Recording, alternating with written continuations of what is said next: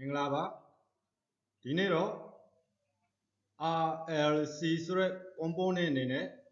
ဖွဲ့စည်းတည်ဆောက်ထားတဲ့ဒီ resonance inverter အကြောင်းကိုဆွေးနွေးကြမှာဖြစ်တယ်ဒီရိုးရိုး PWM inverter တွေမှာဆိုလို့ရှိရင်မြင့်မားတဲ့ switching frequency ကြိမ်နှုန်းအနေနဲ့ဒီ inverter ကိုမောင်းတာဖြစ်တဲ့အတွက် inverter circuit မှာအသုံးပြုရမယ် transformer တွေ filter components တွေ site သေးတာမှန်တယ်ဒါပေမဲ့switch တွေ on off လုပ်တဲ့အခါမှာတော့ဒီ switch တွေမှာ voltage current ရှိနေစဉ်မှာဒီ on off လုပ်ပေးရတာဖြစ်တဲ့အတွက် frequency မြင့်လာလေဒီ switching loss မြင့်လာတဲ့ပြဿနာကိုကြုံတွေ့ရတယ်အဲ့ဒီလို semiconductor switch တွေမှာ voltage နဲ့ current ရှိနေစဉ်မှာပဲ on off လုပ်တဲ့ switching technique ကို hard switching လို့ခေါ်တယ်အဲ့ဒီ hard switching ကြောင့်ဖြစ်တဲ့ loss တွေကိုဖယ်ရှားဖို့ဆိုလို့ရှိရင် resonant inverter လို့ခေါ်တဲ့လုတ်ဖက်မှာ RLC ပါတဲ့ဒီလုတ်မျိုးစားတွေကိုအသုံးပြုတယ်အဲ့လို RLC လုတ်ကို inverter နဲ့ supply ပေးမယ်ဆိုလို့ရှိရင်ဒီ inverter ကို resonant inverter လို့ခေါ်တယ်အဲ့ဒီ resonant inverter ထဲမှာပါဝင်တဲ့ဒီ L နဲ့ C ဟာ sine wave ပုံသဏ္ဍာန် current ကိုပုံဖော်ပေးတယ်အဲ့ဒီမှာ current တန်ဖိုး0ဖြစ်သွားတဲ့အချိန်ကြတော့မှဒီ semiconductor switch တွေက on နဲ့ off တယ်ဆိုတဲ့အလုပ်တွေကိုလုပ်ကြတယ်ဒါကြောင့်မလို့ဒီ inverter အမျိုးအစားတွေကိုမောင်းတဲ့ switching technique ကို zero current switching ZCS လို့ခေါ်တယ်ဒီမှာဖော်ပြထားတဲ့ circuit ဟာဆိုလို့ရှိရင် RLC လုတ်ကို half bridge inverter နဲ့မောင်းနေတဲ့ circuit ပုံသဏ္ဍာန်လေးတစ်ခုကိုဖော်ပြထားတယ်ပင်မ DC voltage source ကို C1 နဲ့ C2 capacitor နှလုံးနဲ့ voltage တန်ဖိုးတစ်ဝက်စီဖြစ်အောင်ချော့ချပစ်တယ်ဆိုတာဒါ input ပိုင်းမှာတွေ့ရမယ်ဒီ circuit ပုံမှာဆိုလို့ရှိရင်ဒါစောကsemiconductor switch တွေနေရာမှာ circuit ကို analysis လုပ်ရတာရိုးရိုးရှင်းရှင်းလေးဖြစ်ဖို့အတွက်ဒါခလုတ်ပုံသဏ္ဍာန်အနေနဲ့ပဲကိုစားပြုထားတယ်ဒီမှာဆိုလို့ရှိရင် input voltage V1 ကို capacitor တွေပေါ်မှာတစ်ဝက်စီခွဲလို့ရတဲ့voltage တန်ဖိုးကို V လို့သတ်မှတ်လိုက်မယ်ပေါ်က switch click on တဲ့အချိန်မှာ RLC လုတ်ကိုဖြတ်တန်းသွားမယ် current direction ကိုပေါ်ပြထားတယ်အောက်က switch လေး on မဲ့အချိန်မှာ RLC လုတ်ကိုဖြတ်တန်းသွားတဲ့ current ရဲ့ direction ကိုပေါ်ပြထားတယ်အဲ့တော့အပေါ် switch နဲ့အောက် switch တစ်လှည့်စီ on တဲ့အချိန်တွေမှာ RLC circuit ကိုဖြတ်တန်းသွားတဲ့ current ရဲ့ direction ဟာပြောင်းပြန်ဖြစ်တယ်ဆိုတာသတိပြုရမယ်ဒီ RLC circuit ကိုဖြတ်တန်းသွားတဲ့ current ရဲ့ပုံပန်းသဏ္ဍာန်လေးကို time domain မှာသိမြင်ရဖို့အတွက်ဒီ RLC circuit ကို S domain circuit သို့မဟုတ် frequency domain circuit အဖြစ်အသွင်ပြောင်းမယ်အဲ့လိုအသွင်ပြောင်းမယ်ဆိုလို့ရှိရင် resistor R ကတော့ R အတိုင်းရှိနေမယ် inductor ကတော့ SL ဆိုပြီးတော့ဖြစ်သွားမယ် capacitor ကတော့ 1/SC ဆိုပြီးတော့ဖြစ်သွားမယ်ဒီမှာဒီ RLC circuit ကို step input voltage ပေးမှာဖြစ်တဲ့အတွက်ဒီ RLC circuit ကိုပေးမဲ့ step input voltage ရဲ့တန်ဖိုးဟာဆိုလို့ရှိရင် V/S ဆိုပြီးတော့ဖြစ်သွားမယ်အဲ့ဒါပြီးရင်ဒီ RLC circuit ထဲမှာဖြတ်တန်းသွားမဲ့ current ကိုအခုဖော်ပြထားတဲ့အတိုင်းရှာနိုင်တယ်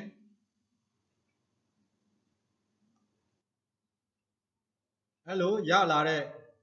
current ရဲ့ equation မှာ alpha ဆိုတဲ့ component နဲ့ omega ဆိုတဲ့ component တန်ဖိုးတွေနဲ့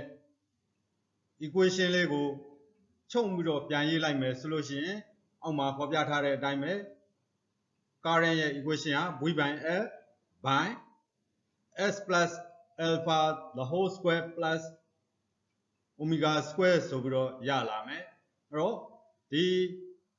ရလာတဲ့ equation လေးကိုinverse Laplace transform table ထဲမှာပြန်ကြည့်မယ်ဆိုလို့ရှိရင်ဒါသူ့ရဲ့ solution ကိုအောက်မှာဖော်ပြထားတဲ့အတိုင်း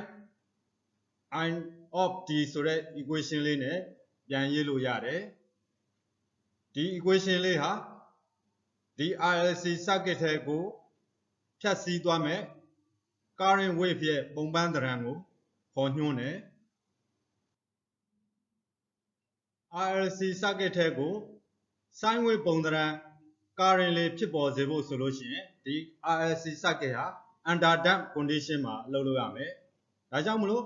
under damped condition နဲ့အလုပ်လုပ်ဖို့အတွက်ဆိုလို့ရှိရင်ဒီ inverter မှာသုံးစွဲရမယ့်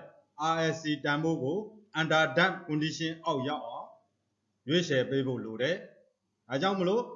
အဲ့လိုဒီ inverter ကို resonant inverter အနေနဲ့အသုံးပြုခြင်းတယ်ဆိုလို့ရှိရင်အောက်ဆုံးမှာဖော်ပြထားတဲ့အတိုင်း component တွေကိုရွေးချယ်ပေးရမယ်အောက်ဆုံးမှာဘာကိုဖော်ပြထားလဲဆိုတော့ R by 2L the whole square ဆိုတဲ့တန်ဖိုးဟာ1 by LC ဆိုတဲ့တန်ဖိုးထက်ငယ်အောင်ဒီ component ရဲ့ sizing တွေကိုရွေးချယ်ပေးရမယ်ဒီမှာဆိုလို့ရှိရင် series RLC circuit ထဲကိုဒီ step input voltage excitation ပေးလိုက်မယ်ဆိုလို့ရှိရင်ဖြစ်ပေါ်လာမယ် current wave သဘောတရားလေးကိုဖော်ညွှန်းပြသပေးထားတယ်ဒီမှာ oscillation ဟာဘလောက်ကြာဖြစ်တယ်လဲဆိုတာကဒီ alpha ရဲ့တန်ဖိုးလေးပေါ်မှာမူတည်မယ် alpha ဟာဒီ R နဲ့ဓာတ်ရိုက်အချိုးကျနေတာဖြစ်တဲ့အတွက်ဒီ oscillation ဘလောက်ဖြစ်တယ်ဆိုတာကဒီ resistor R ရဲ့ပမာဏပေါ်မှာမူတည်နေမယ် R ရဲ့တန်ဖိုးနည်းမယ်ဆိုလို့ရှိရင် oscillation ကြာဖြစ်မယ် R ရဲ့တန်ဖိုးများတယ်ဆိုလို့ရှိရင် oscillation နည်းနည်းလေးပဲဖြစ်ပြီးတော့ရပ်သွားမယ်ဒီမှာရွေးချယ်ပေးရမယ် R ရဲ့ critical value ဟာဆိုလို့ရှိရင် 2 square root of L by C ဆိုတဲ့ equation လေးနဲ့ဒီ resistor ရဲ့ critical တန်ဖိုးလေးကိုရွေးချယ်ပေးလို့ရတယ်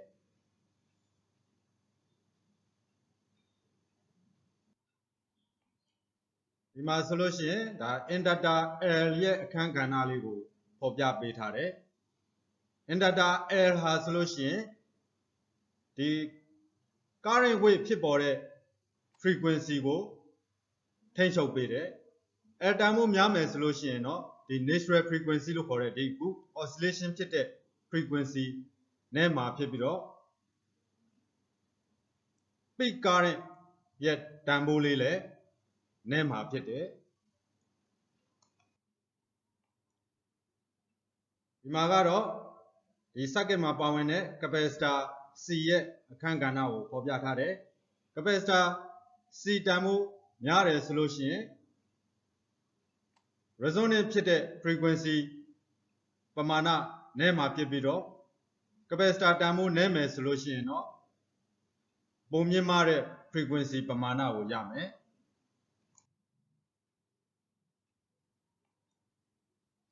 အခုရရှိလာတဲ့အထိကြည့်မယ်ဆိုလို့ရှိရင်ဒီ current ရဲ့ equation မှာ e power minus alpha t ဆိုတဲ့ equation ရဲ့ component လေးတွေက alpha ဆိုတဲ့ variable လေးဟာဘလောက်မြန် oscillation အဆုံးသတ်သွားမလဲဆိုတဲ့အချက်လက်ကိုဖော်ပြနေတယ်ဒါကြောင့်မလို့ဒီမှာဆိုလို့ရှိရင်ဒီ alpha လေးဟာ resistor နဲ့ဓာတ်ရိုက်အချိုးကျတာဖြစ်တဲ့အတွက် resistance နဲ့မှာ oscillation များဖြစ်မယ် resistance များလာလေ oscillation ဟာနည်းပြီးတော့ဖြစ်မယ်ဆိုတာကို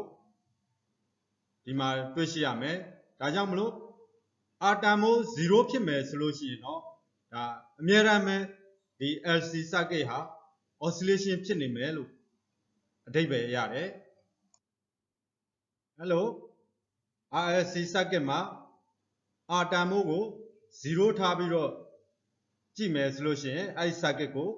undamped circuit လို့ခေါ်မယ်အဲ့တော့အခုစောစောက RLC circuit ထဲမှာ R တန်ဖိုး0ထားပြီးတော့ circuit ကိုပြန်ဖြည့်ရှင်းမယ်အဲ့လိုဖြည့်ရှင်းမှုကြည့်လိုက်တဲ့အခါမှာ I ရဲ့တန်ဖိုးဟာဆိုလို့ရှိရင် V by S by SL plus 1 by SC ဖြစ်တယ်ဆိုတာတွေ့ရမယ်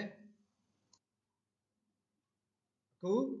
ဒီရလာတဲ့ current equation လေးရဲ့ time domain solution ကိုရှာဖို့ပြင်ဆင်မယ်အဲ့လို time domain solution ကိုမရှာခင်မှာဒီမှာ natural frequency တန်ဖိုးကိုကြည့်လိုက်မယ်ဆိုလို့ရှိရင် omega naught is equal to 1 by square root LC ဖြစ်တယ်ဆိုတာတွေ့ရတယ်နောက်ဒီ current ရဲ့ time domain solution ကိုရှာဖို့အတွက်ပြင်ဆင်လိုက်တဲ့အခါ V by omega naught L omega naught by S square plus omega naught square ဆိုပြီးတော့နောက်ဆုံးရရှိလာတယ်ဒီ RLC circuit တွေရဲ့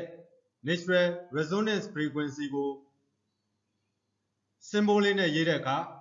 ဒီ omega naught လေးနဲ့လည်းရေးနိုင်တယ်လို့ omega n လေးနဲ့လည်းကိုစားပြုလို့ရတယ်ဆိုတာသတိပြုရမယ်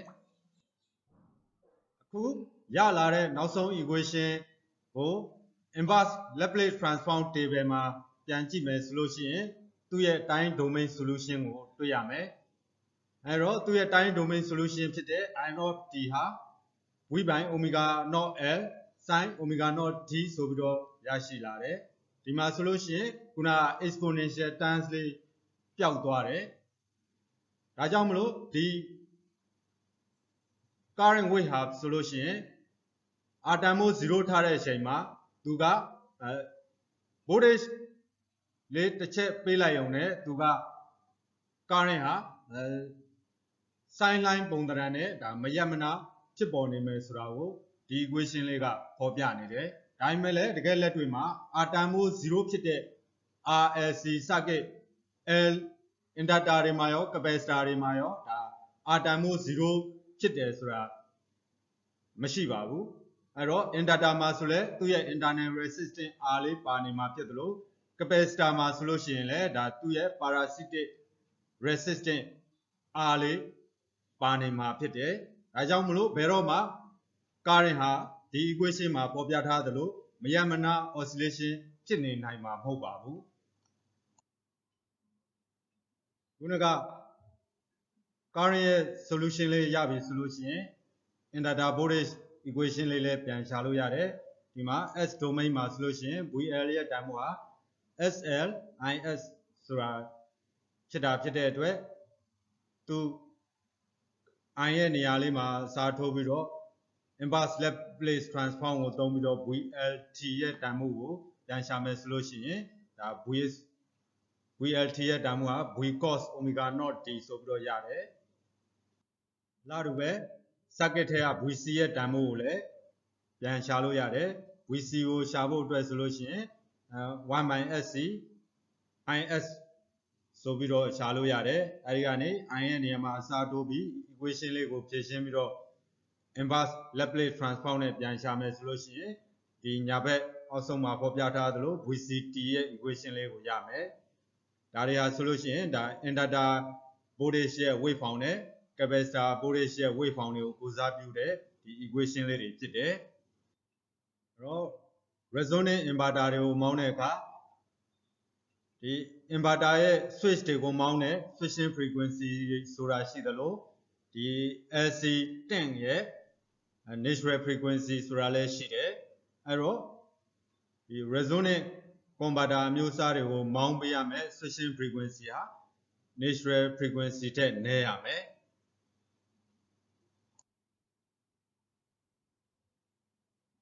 ခုနကလေ့လာခဲ့တဲ့ပုံစံကဒါ RLC series circuit အမျိုးအစားပေါ့ဒီမှာဆိုလို့ရှိရင်ဒါ ကိုတတ်ဆင်မဲ့ resistive load ကို capacitor နဲ့ series ချိတ်သုံးမယ်ဆိုလို့ရှိရင် circuit ရဲ့ equation လေးတွေဘယ်လိုဖြစ်သွားလဲဆိုတာကြည့်ရမယ်ဒီ circuit အသုံးပြုပုံပုံစံကို parallel load resonance လို့ခေါ်တယ်ဒီမှာဒီ circuit ရဲ့ဒီ capacitor နဲ့ resistor အတွဲရဲ့ parallel impedance ကိုအရင်ရှာမယ်ပြီးတော့မှseries ချိတ်ထားတဲ့ inductor ရဲ့ impedance နဲ့ပေါင်းလိုက်မယ်ဆိုလို့ရှိရင် circuit တစ်ခုလုံးရဲ့ total impedance ကိုရမယ်အဲ့တော့ဒီမှာဆိုလို့ရှိရင်ဒါ capacitor နဲ့ resistor နဲ့ parallel ချိတ်ဆက်ထားတဲ့ impedance တန်ဖိုးလေးကိုအောက်ဆုံး equation မှာဖော်ပြထားတယ် total impedance ကိုလိုချင်ရင်ခုနကရတဲ့ equation လေးနဲ့ inductor impedance လေးနဲ့ series ပေါင်းပေးမယ်အဲ့ဒါဆိုရင်total impedance တန်ဖိုးဟာအောက်ဆုံး equation မှာဖော်ပြထားတဲ့အတိုင်းထွက်လာမယ် current ကိုလိုချင်တယ်ဆိုလို့ရှိရင်တော့သူရဲ့ step input voltage ကိုtotal impedance လေးနဲ့စာပေးမယ်အဲ့ဒါဆိုလို့ရှိရင်ရလာမယ် current ရဲ့ equation လေးဟာဒါအောက်ဆုံးမှာဖော်ပြထားတယ်သူကthird order နဲ့ထွက်လာတာတွေ့ရတယ်ဒါပေမဲ့ load current ဟာဆိုလို့ရှိရင် resistor R ကိုစီးသွားတဲ့ current ဖြစ်တာဖြစ်တဲ့အတွက်ဒီ resistor R ကိုစီးသွားတဲ့ current ကိုထပ်ရှာမယ်အဲ့လိုထပ်ရှာလိုက်ရင်ဒါ resistor ကိုစီးဝင်သွားတဲ့current ရဲ့ equation ကိုဒီအောက်ဆုံးမှာဖော်ပြထားတဲ့အတိုင်းthird order equation လေးနဲ့ရရှိလာမယ် third order equation ဆိုပေမဲ့သူက S ကိုပုံထုတ်လို့ရတာဖြစ်တဲ့အတွက် S ကိုပုံထုတ်လိုက်ရင် S နဲ့မြှောက်ထားတဲ့ခွင်းတွေက equation ဟာ second order equation ဖြစ်နေတယ်ဆိုတာတွေ့ရမယ်ဒီ equation ကိုstandard second order system နဲ့နှိုင်းယှဉ်လိုက်မယ်ဆိုလို့ရှိရင် natural frequency ဖြစ်တဲ့ omega n ဟာ square root of 1 by LC ဖြစ်နေတာတွေ့ရပြီးတော့ zeta ရဲ့တန်ဖိုးက 1 by 2r square root L by C ဆိုတာဖြစ်နေတယ်ဆိုတာတွေ့ရမယ်ခုနက equation ထဲမှာတွေ့ကြရတဲ့ V by LCR ဆိုတဲ့ equation ထဲမှာဆိုလို့ရှိရင်ဒါ natural frequency terms ပါနေတယ်ဒါကြောင့်မလို့အဲ့ဒီ natural frequency terms လေးကိုဖော်ထုတ်ဖို့အတွက်အဲ့ဒီ V by LCR ဆိုတဲ့ equation လေးကိုပြန်လည်ပြုပြင်မယ်ဒါကြောင့်မလို့ V by R into 1 by LC ဆိုပြီးတော့ရရှိလာမယ်ဒီ 1 by LCR ဆိုလို့ရှိရင်ဒါ omega n square နဲ့အတူတူပဲဖြစ်တာဖြစ်တဲ့အတွက်ခုနက equation ထဲမှာပြန်ပြီးတော့အစားထိုးပြီးတော့ဖြည့်ရှင်းမယ်ဆိုလို့ရှိရင်ဒီ zeta နဲ့ omega n တွေပါတဲ့ဒီ current ရဲ့ equation လေးကိုအောက်ဆုံးမှာဖော်ပြထားတဲ့အတိုင်းရရှိလာမယ်ဆိုကရရှိလာတဲ့ equation ကို Laplace inverse Laplace transform ပြောင်းမယ်ဆိုလို့ရှိရင်အဲ့ဒီ current ရဲ့ time domain solution ဟာအောက်ဆုံးမှာဖော်ပြထားတဲ့ equation အတိုင်းရရှိမယ်ဒီ equation ရဲ့ဖော်ပြချက်ကိုကြည့်မယ်ဆိုလို့ရှိရင်ဒီ load resistor R ကိုစီးဝင်သွားတဲ့ current ဟာ oscillation ရမှာမဟုတ်ဘဲနဲ့အချိန်တိုင်း V by R ဆိုတဲ့ DC current လေးပဲရတယ်ဆိုတာတွေ့ရမယ်ကျေးဇူးတင်ပါတယ်